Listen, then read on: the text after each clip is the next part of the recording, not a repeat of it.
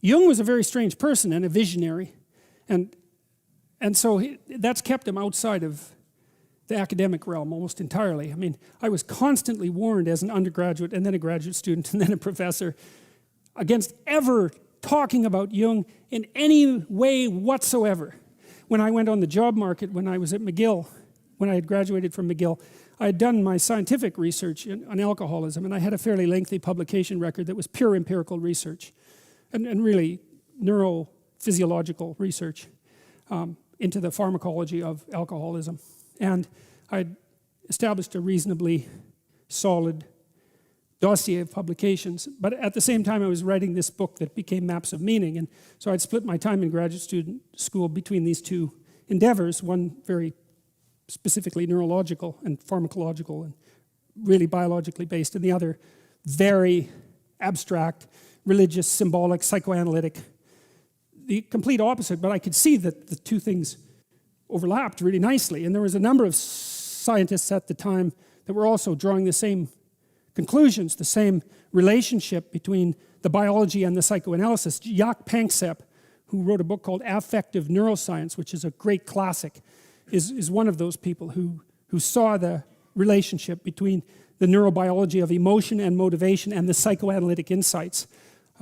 Never became a mainstream view, but I think it's too complex. I think that bridging the gap between the biology and the symbolic is too much for people, generally speaking. You know, it was certainly virtually too much for me because I got quite ill when I was a graduate student, I think, for a variety of reasons. I also would go out and party 3 nights a week, and so that probably had something to do with it.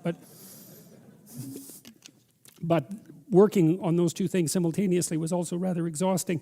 Now, Jung was a tremendously insightful clinician, and he was a strange person, introverted visionary, high in introversion, very, very, very, very, very high in openness, like off the charts.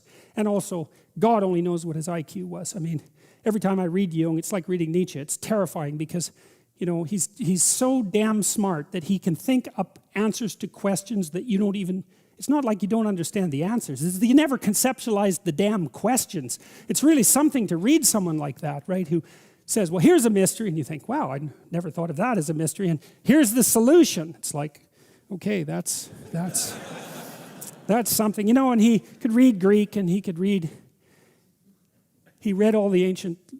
a very large variety of ancient languages and was very familiar with the entire corpus of astrological thought and of alchemical thought and of classic literature and biblical stories, and I mean, educated in a way that no one is educated now. And so he's a very daunting person to encounter and terrifying, absolutely terrifying. His book, Ion, which is the second volume of volume 9, which is the archetypes of the collective unconscious. That damn book is just absolutely terrifying because Jung, he's one of these visionaries who can see way underneath the social structures and look at patterns that are developing across, in Jung's case, across thousands of years and lays them out. And so that's really something to encounter. Ion is a terrifying book. Anyways, one question might be, well, because I read Jung and I think, how the hell did he know these things? How could he figure these things out? I can't understand how he could possibly know these things. Well, here's a partial answer. Jung was a visionary, and so what that means, as far as I can tell, and we could do a little quick survey here. How many of you think in words? Put up your hands. Do you think in words? Okay, so it looks like. What about pictures? How many of you think in pictures? Okay, so that's interesting. How many of you think, that's about half and half, by the way, probably a fewer on the word side. How many of you think in pictures and words?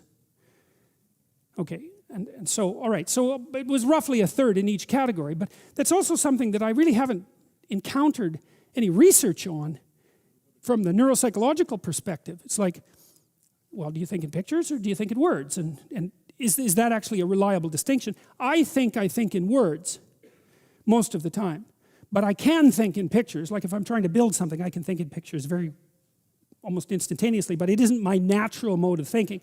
I'm hyperverbal, and so my natural mode of thinking is to think everything through in words. But I know my wife isn't like that. She thinks in images and then has to translate them into words. And so, anyways, Jung was very literate, and he could really think in words, but he could really think in images. Also, talking to my wife quite extensively, like the intensity of her visualization vastly exceeds mine. So for example, if I close my eyes and I try to imagine the crowd in front of me, it's pretty low resolution and vague, and not brilliantly colored and vivid. You know, it's like I'm seeing through a glass darkly, let's say. I can't bring images to mind with spectacular clarity, but my wife is very good at that, and Jung seemed to be absolutely a genius at that kind of thinking. And he had a lot of visionaries in his family history as well. So I don't know to what degree there's a hereditary component of that, and I don't know to what degree that's actually like a neurological specialization. I presume it would be associated with the trait openness distinguishes itself, differentiates itself into interest in ideas and interest in aesthetics. And my suspicion is that the people who are more interested in aesthetics are the visionary types, the ones that think in images. Anyways, Jung could really think in images, and he could imagine beings.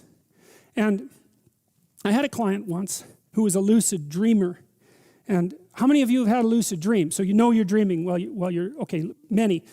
That phenomena wasn't really even identified as a phenomena until the end of the 19th century. There was a book written about it that Freud tried to get his hands on but couldn't, because it was a very rare book. And then there was a researcher about 30 years ago who started to study lucid dreams. But anyways, I had a client who was a lucid dreamer, and one of the things she could do was ask her dream characters what information they were trying to convey, and they would tell her. So that was very interesting. And one of the consequences of that was, and I don't have this story completely right in my memory, but it's close enough. She was afraid of a very large number of things. And in her dream, I think it was a gypsy standing by a wagon, told her that if she was going to be successful in university, that she would have to visit a slaughterhouse. And that was something that was way beyond her capacity to tolerate. She was a vegetarian. She couldn't stand the sight of raw meat even. And she was very oppressed and depressed and anxious because of the slaughterhouse nature of existence. And so her dream focused on that. And one of the consequences of that, because the slaughterhouse was out of the question as a clinical intervention, I took her to an embalming, right? Because I asked her what might be equivalent to that, and so she suggested that. And you know, exposure therapy is a hallmark of clinical psychology, right? One of the things you do with people as a clinician is you find out what they're afraid of, and you gradually and voluntarily expose them to that, and that cures them. And that's associated with the hero myth, right? It's exactly the same thing. It's like there's a dragon, it's stopping you, because there's lots of dragons, most of them aren't stopping you. You can ignore them. You don't have to just go, you know, slash away at randomly. You're not supposed to be fighting dragons that aren't in your way. But if they are in your way, you can't ignore them, and then you decompose them into sub-dragons, and you have people, you know, take them on.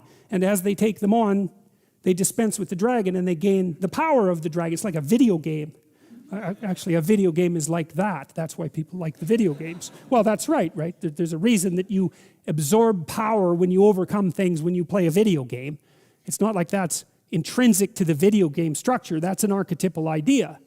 Anyways, we went and saw an embalming, which was a very interesting experience and